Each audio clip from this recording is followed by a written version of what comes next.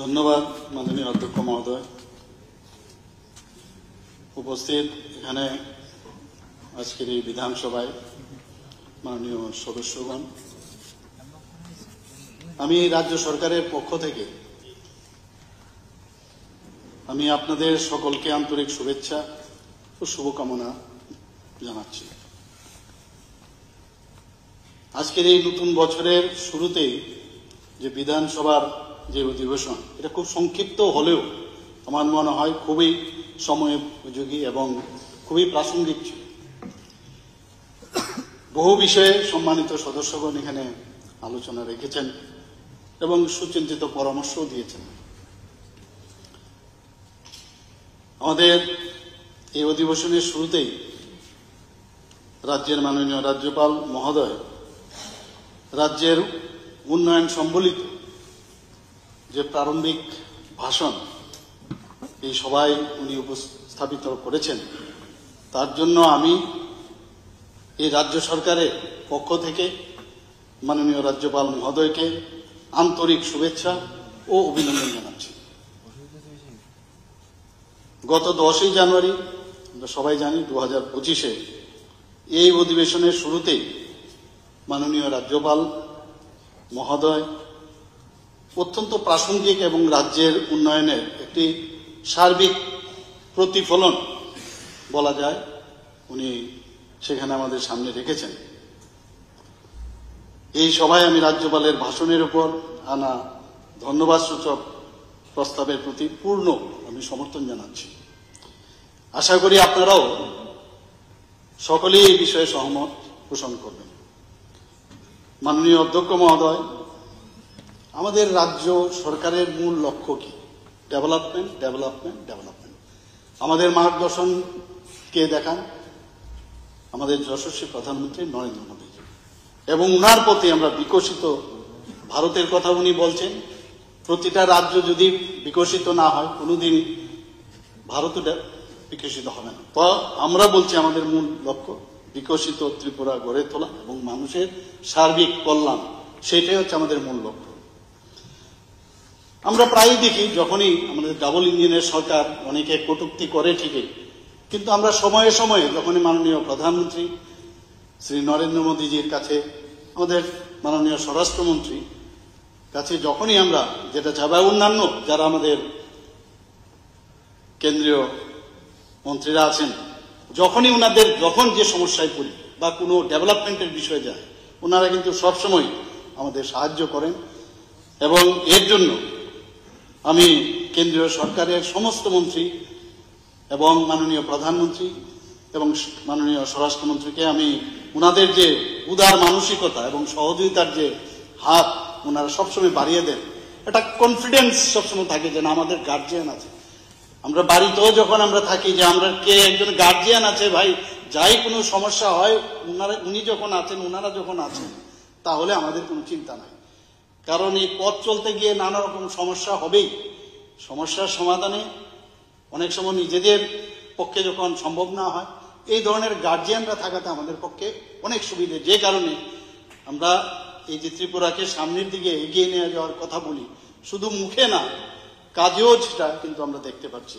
সেটার সবচেয়ে বড় উদাহরণ হলো এই 2024-এর আগস্ট মাসে ভয়াবহ বন্যা। এখানে আমার আগে যারা মাননীয় যারা মন্ত্রী বাহাদুররা আছেন, অন্যান্য বক্তারাও আমাদের ট্রেজারি বেঞ্চের অনেকেই বিষয়ে কথা বলেছেন, যে যেভাবে ওই সময় মাননীয় প্রধানমন্ত্রী এবং মাননীয় স্বরাষ্ট্রমন্ত্রী আমাদেরকে যেভাবে হেল্প করেছেন যে সমস্যার থেকে উত্তরণের জন্য, আমি আবার বলবো ত্রিপুরাবাসীর হয়ে উনাদেরকে আমি হার্দিক অভিনন্দন এবং ধন্যবাদ আমি দিতে চাই।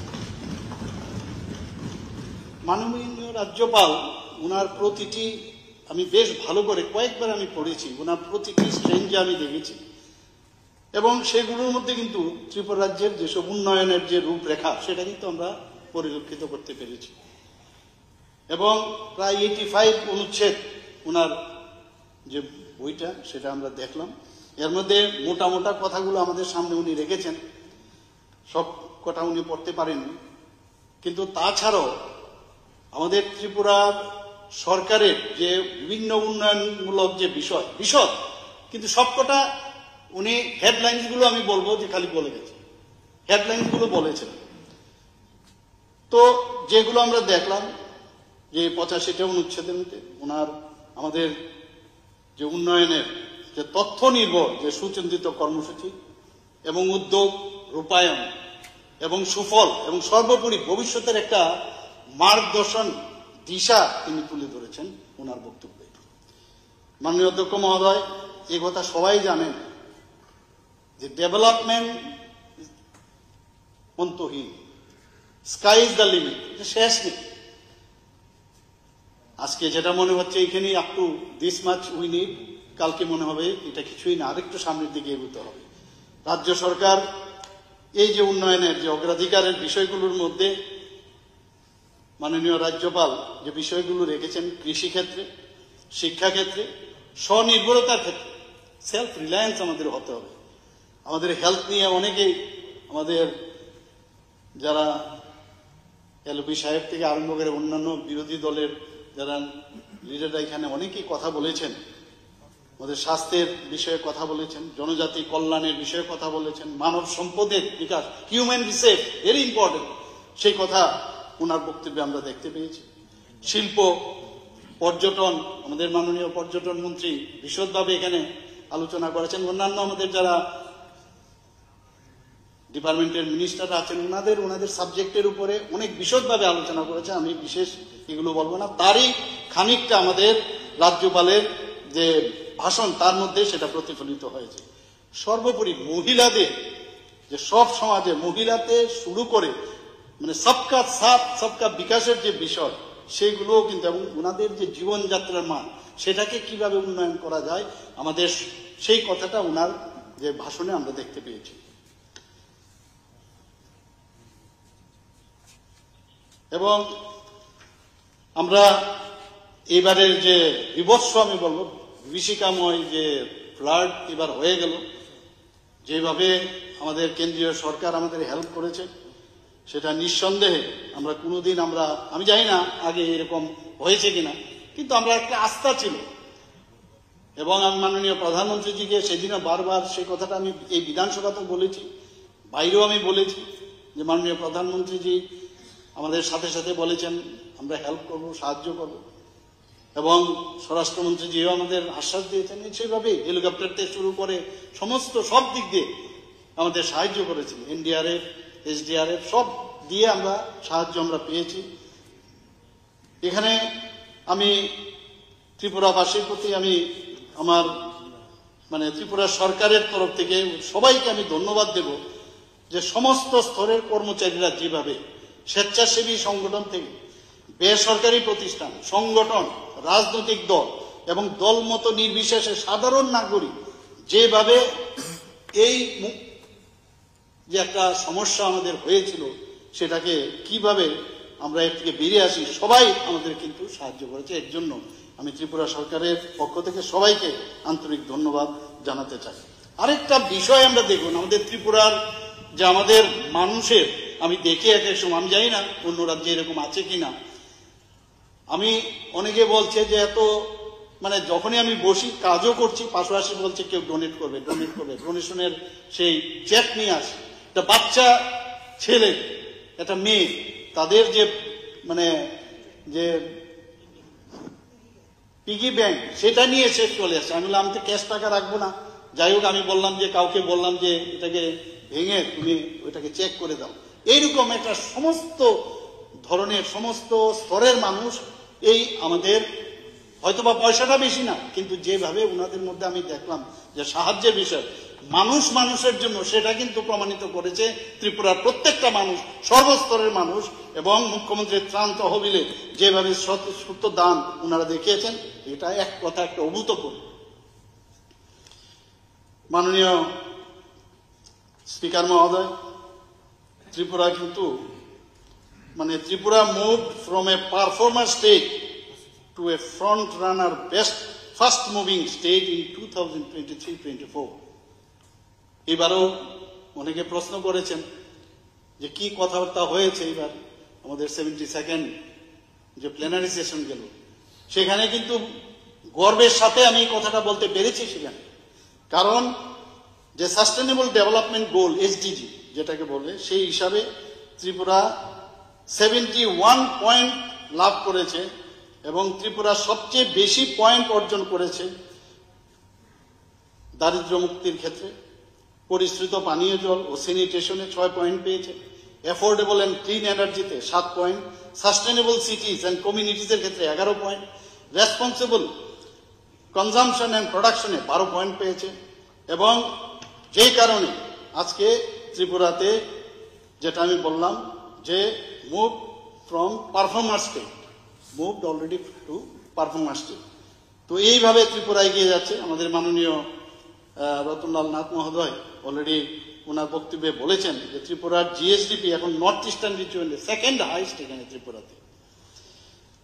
মাননীয় রাজ্যপাল মহোদয়ের প্রদত্ত ভাষণে বিভিন্ন যে বিষয় সমূহ অন্তর্ভুক্ত করার জন্য আমাদের মাননীয় বিরোধী দলের 12 জন সম্মানিত সদস্য, মোস্ট প্রবাবলি আরো বেশি হয়তোবা, সবাই এখানে যে সংশোধনী এনেছেন সেই আমার মনে হয় তার অন্তর্ভুক্ত করার কোনো প্রশ্নই ওঠে না।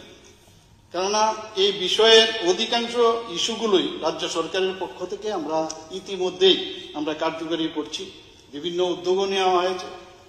এবং এছাড়াও মাননীয় বিরোধী সদস্যদের উত্থাপিত বিষয়গুলো রাজ্যপালের ভাষণের মধ্যে যথারীতি অলরেডি সুস্পষ্টভাবে সেগুলোর উল্লেখ করা আছে। এখানে উল্লেখ করা প্রয়োজন রাজ্য সরকারের যে বহুমুখী কর্মধারা, একটি সার্বিক চিত্র আমি একটু আগেও বললাম, সেটা রাজ্যপালের ভাষণে কিন্তু আমরা সেটা দেখতে পেয়েছি। এবং এখানে সরকারি উদ্যোগ, নীতি, পরিকল্পনা সমূহ এই ভাষণে প্রতিফলিত হয়েছে। এবং রাজ্য সরকারের যে কর্মসূচি, আগামী দিনের কর্মসূচি, উদ্যোগ, কর্ম পরিকল্পনা, ভবিষ্যৎ রূপরেখা, সেটাও উনার যে বক্তব্যের মধ্যে আমরা সেটা দেখতে পেয়েছি। মাননীয় অধ্যক্ষ মহোদয়, মাননীয় রাজ্যপালের ভাষণ শুধু রাজ্য সরকারের সাফল্যের একটি সারমর্ম, যেটা আমি একটু আগে বললাম, হেডলাইন্সে আমি বলবো আবার, কিন্তু বাকি আমি যদি কথা বলি আরো অনেক অনেক, আমি কয়েকটা বিষয় আমি আপনার এই হাউসের সামনে আমি রাখতে চাই। মাননীয় রাজ্যপালের ভাষণের পারা 3 এবং 4 যে সামাজিক অর্থনৈতিক বিকাশের যে ইনক্লুসিভ অ্যাপ্রোচ সেটা উনি উল্লেখ করেছেন, সেটাকে সামনে রেখে আমি কয়েকটা যে আমাদের প্রধান সরকারের প্রধান নীতি ও উদ্যোগ সেইগুলো বিষয়ে আপনাদের সামনে আমি রাখতে চাই, এই হাউসে আমি রাখতে চাই। The Tripura industrial investment policy 2024। আমি বেশি বলবো না, কারণ আমার লাস্ট আমি বক্তা, এর আগে অনেকে বলে ফেলেছেন। খালি আমি বলবো যে আমরা কি কি উদ্যোগ আমরা নিয়েছি। এই নীতি উৎপাদন ও পরিষেবা খাতের উন্নয়নে মনোযোগী হবে, সুস্থিতিশীল উন্নয়নের গুরুত্ব আরোপ করে। Transforming Tripura, the skill and entrepreneurship policy 2024। আমরা পলিসি যেমন করি, পলিসিগুলোর ইমপ্লিমেন্টেশন হচ্ছে। আমি ডাটা এখানে দিতে চাই না, কারণ এর আগে আমাদের রতন বাবু অলরেডি বলে দিয়েছেন এখানে, তবু আমি খালি হেডলাইন্সগুলো আমি বলবো এখানে। এই নীতি মেক ইন ইন্ডিয়া এবং আত্মনির্ভর ভারতের সাথে সামঞ্জস্য করে এটাকে অন্তর্ভুক্তি করা হয়েছে এবং তাতে করে আমাদের অর্থনৈতিক প্রবৃদ্ধি ও দক্ষতার অভাব পূরণের উপর গুরুত্ব দেবে। Tripura start up policy 2024। এটি একটি উদ্যোক্তা সংস্কৃতি এবং স্টার্ট আপ পরিবেশ তৈরি মনোনিবেশ করবে। উত্তর পূর্ব ট্রান্সফরমেটিভ ইন্ডাস্ট্রিয়ালাইজেশন স্কিম, যেটাকে উন্নতি বলা হয়, এটি ত্রিপুরাকে অর্থনৈতিক উন্নয়নে একটি কেন্দ্র হিসাবে স্থাপন করতে সহায়তা করবে, বিশেষ করে নর্থ ইস্টার্ন রিজিয়নের মধ্যে। Tripura industrial investment incentive scheme, যাকে টিপিস বলা হয়, সেখানে মেগা প্রকল্প জন্য এটা প্রযোজ্য এই স্কিমটা। সেখানে ন্যূনতম স্থির মূলধন বিনিয়োগে 100 কোটি টাকা লাগবে এবং সেখানে 100 জনের বেশি কর্মসংস্থানের ব্যবস্থা রয়েছে, তার হলে কিন্তু হবে না। এবং সেভাবে আমাদের এখানে লোক আসছে, এখন ইনভেস্টর আসছে এখানে। Raising and accelerating performance of MSMEs, যেটাকে র্যাম্পও আমরা বলি। এই প্রকল্পে যে উদ্যোক্তারা যারা আছে তাদের উন্নয়নকে উৎসাহিত করতে কিছু জ্ঞান কর্মসূচি রাখা হয়েছে, তাদেরকে অ্যাওয়ারনেস, তাদের শিক্ষা ব্যবস্থা রাখা হয়েছে। সেটার নাম হয়েছে এন্টারপ্রেনারশিপ নলেজ প্রোগ্রাম, EKP, এবং উদ্যোক্তা বৃদ্ধির কর্মসূচি, যেটাকে এন্টারপ্রেনারশিপ গ্রোথ প্রোগ্রামের মাধ্যমে আমরা 24,000 বেকার যুবককে অলরেডি প্রশিক্ষণ দেওয়া হয়েছে। মুখ্যমন্ত্রী নগর উন্নয়ন প্রকল্প 2023-24 অর্থ বছরে ত্রিপুরা আরবান এমপ্লয়মেন্ট প্রোগ্রাম 12 এটাকে সংযুক্তি করা হয়েছে মুখ্যমন্ত্রী নগর উন্নয়ন প্রকল্প নামে, এবং এই কর্মসূচিটা এখন চালুও হয়েছে। এই প্রকল্পের অধীনে 2023-24 সাল থেকে আগামী 5 বছরে ধাপে ধাপে 1500 কোটি টাকা প্রদান করার প্রতিশ্রুতি দেওয়া হয়েছে। The Tripura land pooling and plot reconstitution policy 2025 স্বেচ্ছামূলক ভূমি সংস্কৃতির মাধ্যমে পরিকল্পিত নগর উন্নয়নকে এটাকে উৎসাহিত করার লক্ষ্য নিয়ে Tripura urban planning and development authority TUDA দ্বারা পরিচালিত এই নীতি যেটা আছে সেটা